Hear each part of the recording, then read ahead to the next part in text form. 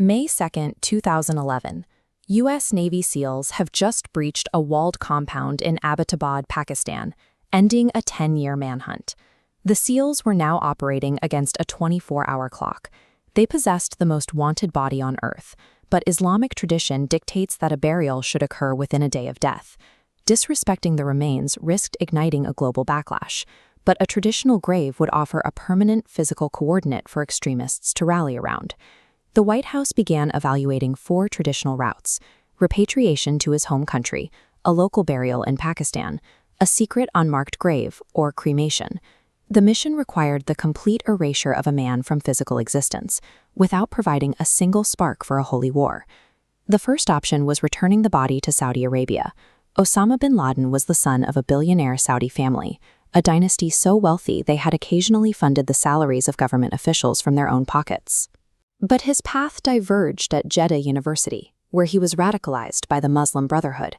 He eventually left for Afghanistan to join the Mujahideen, building the militant network that would become Al-Qaeda.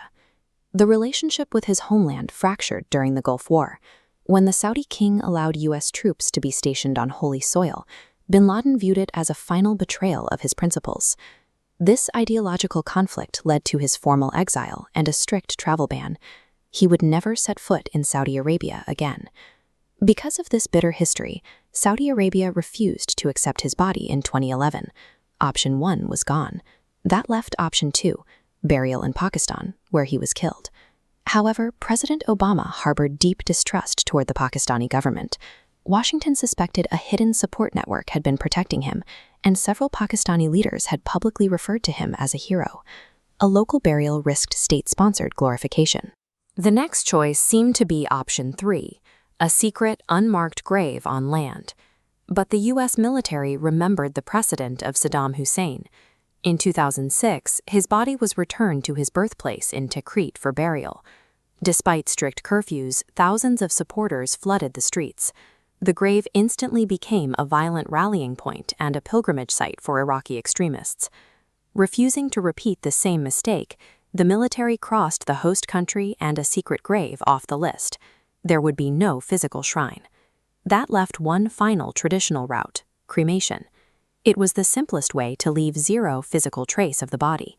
But Islamic law strictly forbids cremation, viewing it as a profound desecration of the dead. Burning the body would have united the entire Islamic world in outrage against the United States. With the 4 traditional burial routes now exhausted, the 24-hour clock was still ticking. The solution came from a specific maritime exception.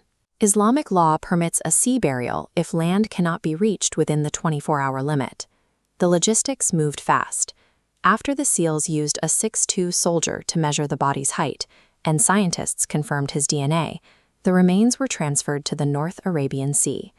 The body was flown directly to the deck of the USS Carl Vinson, an aircraft carrier anchored far from any shore for the final erasure.